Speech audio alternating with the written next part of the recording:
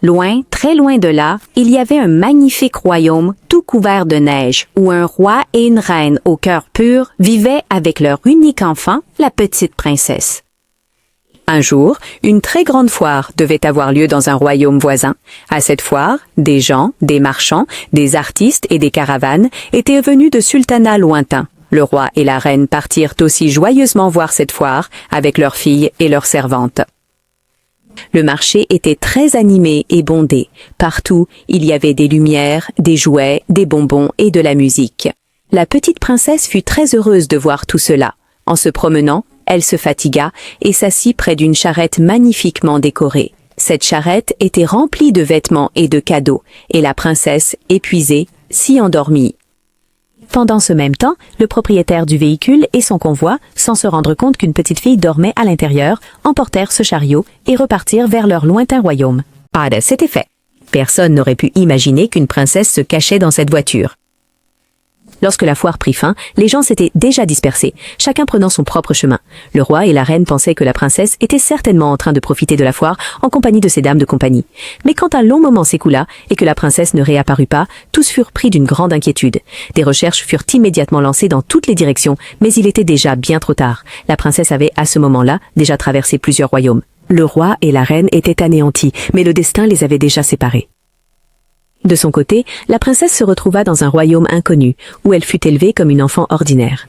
Elle n'avait aucun souvenir de ses véritables parents, mais au fond de son cœur, un manque étrange et indéfinissable persistait. Chaque nuit de Noël, elle formulait un souhait.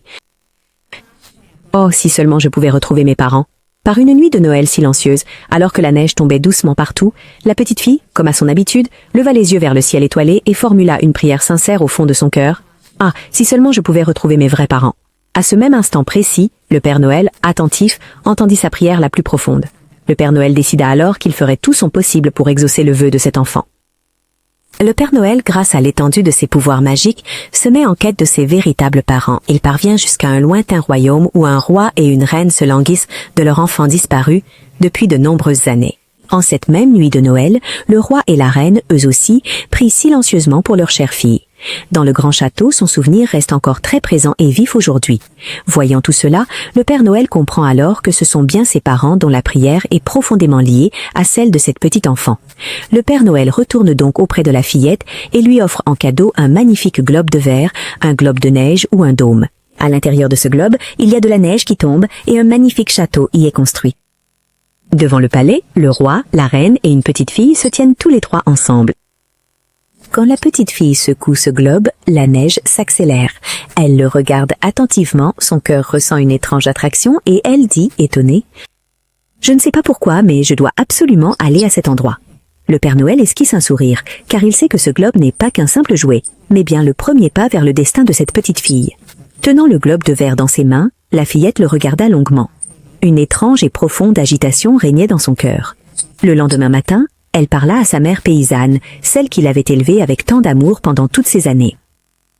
Il a dit d'une voix très douce, « Maman, je ne sais pas vraiment pourquoi, mais mon cœur me dit avec insistance qu'il faut absolument que j'aille à cet endroit qui est représenté sur ce globe. » La mère paysanne a discerné la vérité et une profonde détresse dans ses yeux. Malgré la lourdeur de son cœur, elle a dit, « Si ton cœur t'appelle, alors n'hésite pas et pars, que Dieu te garde et te protège. » La petite fille prit le globe avec elle et, s'approchant du marché et du palais de ce royaume, commença à interroger les gens. Elle montrait le globe à chacun et demandait « Reconnaissez-vous cet endroit ?» Certains ne le savaient pas, mais finalement il a parlé aux soldats de la cour du sultanat. Un vieux soldat a observé le globe attentivement et a dit, étonné, « On dirait le palais royal de la lointaine souveraineté de Snowell. Il est situé à plusieurs jours de marche d'ici. » En entendant cela, son cœur s'est mis à battre très fort. La petite fille, maîtrisant le cheval et tenant fermement le globe, a commencé son voyage.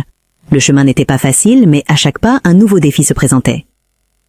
D'abord, elle traversa une forêt très dense. L'ombre des arbres était si épaisse que les rayons du soleil n'atteignaient même pas le sol. Sur le chemin, le cheval faillit glisser à plusieurs reprises, mais elle parvint à éviter le danger grâce à son courage et à sa vue perçante.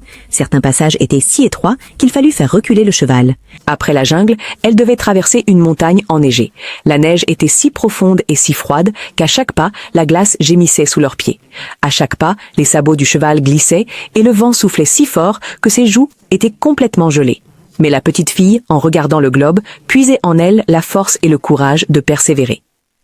Après avoir franchi la montagne, un pont brisé se dressait devant elle. En contrebas, une rivière profonde coulait, et l'eau était glaciale, d'une froideur mordante. Les vieilles planches de bois du pont tremblaient et grinçaient sous le poids. La petite fille fit avancer son cheval très doucement, pas à pas, et pria silencieusement, du fond du cœur, pour qu'Allah la protège.